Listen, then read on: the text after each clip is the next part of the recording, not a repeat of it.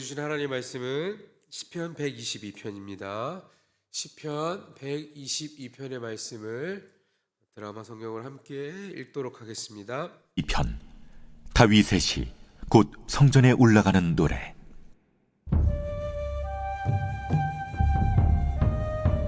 사람이 내게 말하기를 여호와의 집에 올라가자 할 때 내가 기뻐하였도다. 예루살렘아, 우리 발이 내 성문 안에 섰도다.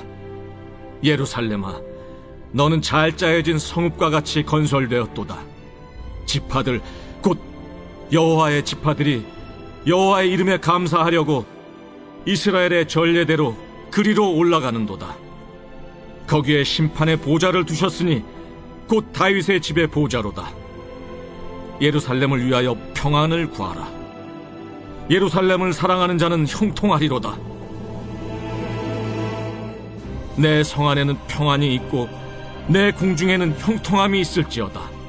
내가 내 형제와 친구를 위하여 이제 말하리니 내 가운데 평안이 있을지어다. 여호와 우리 하나님의 집을 위하여 내가 너를 위하여 복을 구하리로다. 아멘. 오늘 이 아침 우리에게 주신 하나님의 말씀입니다. 오늘도 이 말씀을 삼아야 이 자리에 나오신 우리 사랑하는 성도님들을 주님의 이름으로 축복하고 환영합니다. 온라인으로 예배 드리신 성도님들에게도 하나님의 귀한 은혜가 함께하기를 간절히 소망합니다. 오늘은 여호와의 집에 오르는 기쁨이라는 말씀의 제목으로 함께 은혜를 나누려고 합니다. 함께 읽었던 이 122편, 이 시편의 말씀은요, 다윗의 시, 곧 성전에 올라가는 노래라는 표제가 붙어 있습니다.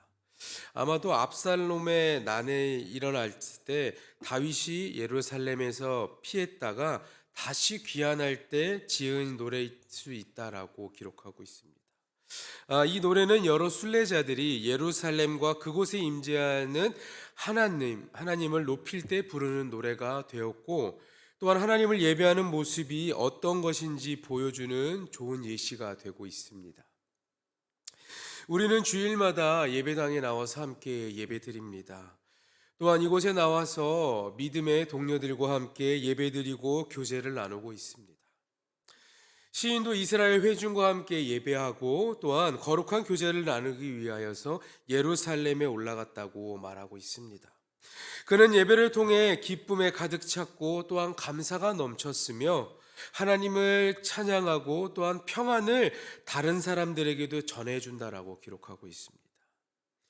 이스라엘 성인 남성들은 1년에 3번 유월절, 오순절, 초막절에 예루살렘 성전을 찾는 순례를 떠났습니다.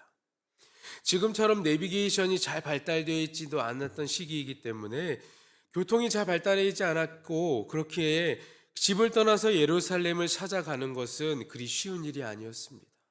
또한 비용도 많이 들었을 것입니다. 그러나 순례자들은요, 예루살렘으로 가자라는 말을 들었을 때 기뻐했다라고 1절에는 말하고 있습니다. 하나님을 예배하러 올라간 시인은 기뻐합니다. 우리는 좋은 사람들과 시간을 함께 보낼 때 어떻습니까? 무언가를 같이 할 때 그 좋은 사람들과 있으면 기뻐하고 행복함을 느끼고 있습니다. 그러나 우리는 너무나 잘 알고 있듯이 그러한 기쁨들은 정말 단 잠깐일 수밖에 없습니다. 하지만 하나님 앞에서 누리는 기쁨은 그런 것들과는 차원이 다른 기쁨이기 때문에 그 기쁨은 전혀 사라지지도 않고 영원히 우리와 함께한다라는 것을 말하고 있습니다. 그 기쁨은 단순한 감정 변화가 아닙니다. 예수님이 우리 마음에 주신 것이고 예수님과 함께 거함으로 누리는 기쁨이다라는 것이에요. 여호와의 집에 올라간 시인은 성전 안에 들어갑니다. 하나님의 공간에서 주님과 함께한다는 기쁨으로 그의 마음은 가득 차 있었습니다. 순례자는 길고 긴 순례의 여정에 모든 어려움을 다 잊어버리고 예루살렘에 도착했다는 사실에 큰 기쁨을 느낍니다. 그리고 또한 잘 짜여진 예루살렘을 보고 그 모습을 보고 감탄했다고 2절과 3절에 말하고 있거든요. 하나님을 예배하는 곳은요, 아름다운 동시에 잘 건설된 안전한 곳이어야 합니다. 그곳에 들어간 사람들이 보호받고 또한 그곳에 들어간 사람들이 회복될 수 있어야 하기 때문인 것이에요. 우리가 하나님을 만나고 예배하는 이 교회, 믿음의 공동체는 누구에게나 열려 있어야 하고 또한 누구에게나 안전한 곳이어야 합니다. 그리고 또한 인간적인 타협과 세상의 논리는 배제되고 오직 하나님의 말씀만이 그 자리에 온전히 바로 서 있어야 한다는 것입니다.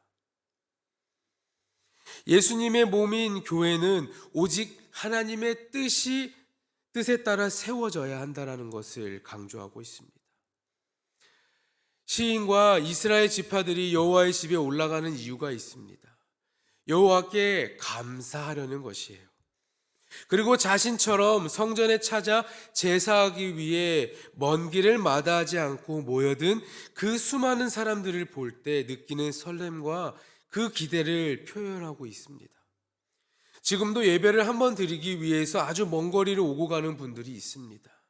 주일 예배를 드리기 위해 몇 시간을 걸쳐서 오는 분도 있고요. 또한 그렇게 그 몇 시간이라는 그 긴 도보의 여행을 마다하지 않는 수많은 예배자들이 아직도 있다라는 것입니다. 그렇게 예배하기 힘든 여건에도 불구하고 그들의 예배는 그 어느 예배보다 더 은혜가 넘치고 감격스럽고 또한 하나님이 임재하시는 귀한 예배였다라는 말입니다.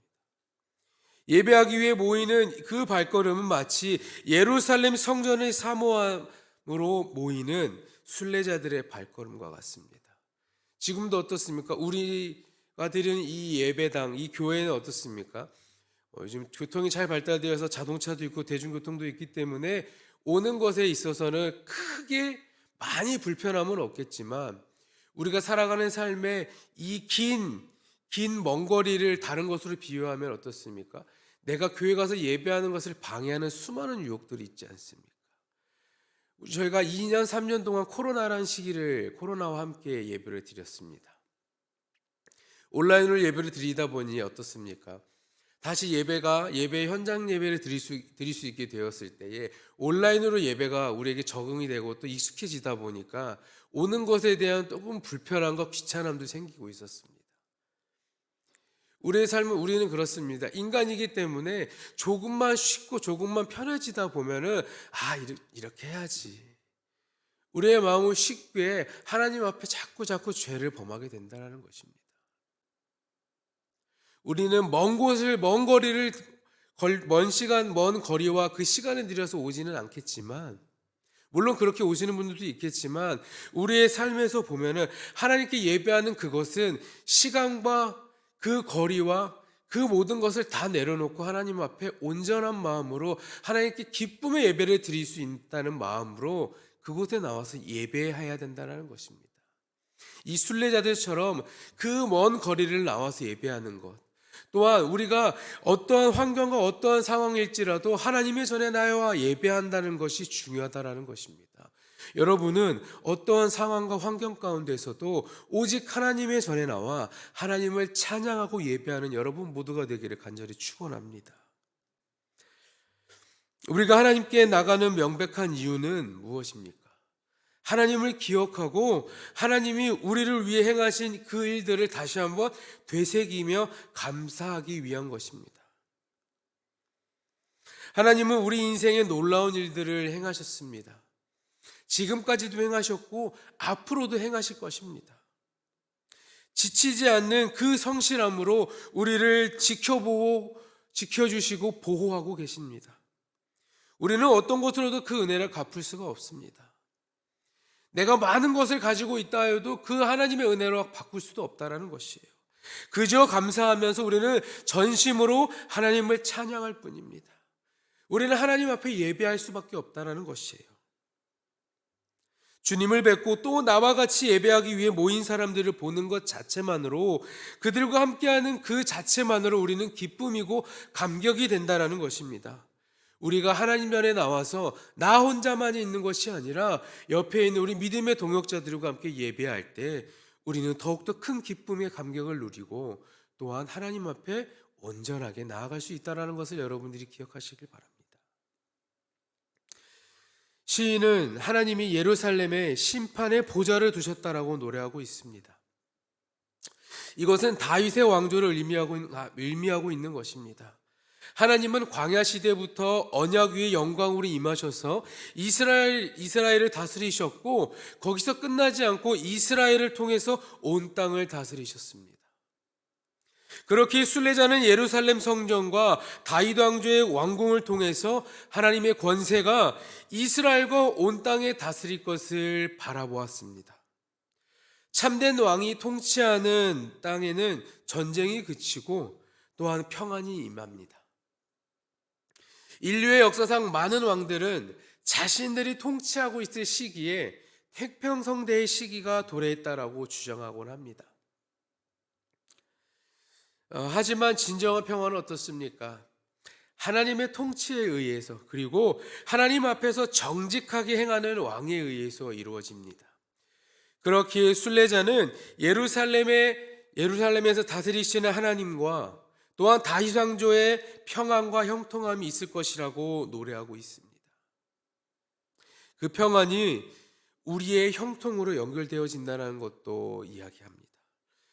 여러분, 형통이 외적인 번성을 의미할 수도 있지만 성경에서 말하는 형통은 그렇습니다. 말씀을 지키고 또한 하나님의 말씀을 잘 묵상하면서 하나님의 법을 묵상하고 하나님의 뜻을 이루는 삶 가운데에서 이루어진다라는 것입니다. 평화의 성이라는 뜻의 예루살렘에서 순례자가 예루살렘까지 온 이유도 바로 하나님의 평안을 체험하고 또 사랑하는 사람들을 위해 평안을 빌어주기 위함입니다.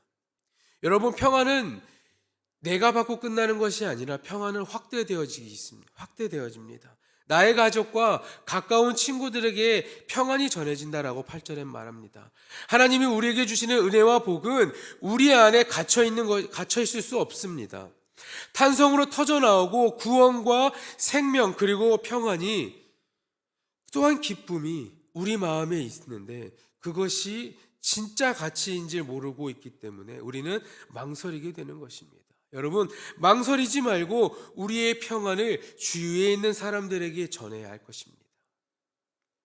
그 평안이 우리를 살렸듯이 우리도 그 평안을 전해 많은 이들을 살려야 할 것이에요. 이는 우리가 하나님을 예배하는 이유이기도 합니다. 우리가 주님 앞에서 예배할 때마다 하나님이 이 땅의 모든 혼란을 없애시고 하나님을 경외하는 모든 사람이 진정한 평안 가운데 살기를 축복해야 할 것입니다. 신앙인의 일상의 삶에서 걸을 수 있는 순례의 길은 벅찬 신앙의 경험에 대한 기억과 또다시 경험한 하나님의 임재에 대한 그 기대가 서로 맞닿는 데서 펼쳐집니다. 유한한 현재의 상황과 가치에 함몰되어서 절대 보이지 않는 길이 아니라 이렇게 뚜렷한 목표와 목적지를 향해 더불어 나아갈 때에 순례의 길은 큰 의미로 다가올 것입니다. 시인은 예배를 통해 기뻐하며 감사했습니다. 평안과 형통을 누리고 다른 이들의 평안을 구했습니다. 우리가 예배의 자리에 나갈 때 동일한 감사와 기쁨을 얻어야 할 것입니다. 우리는 다른 사람을 섬기는 것이 아닙니다.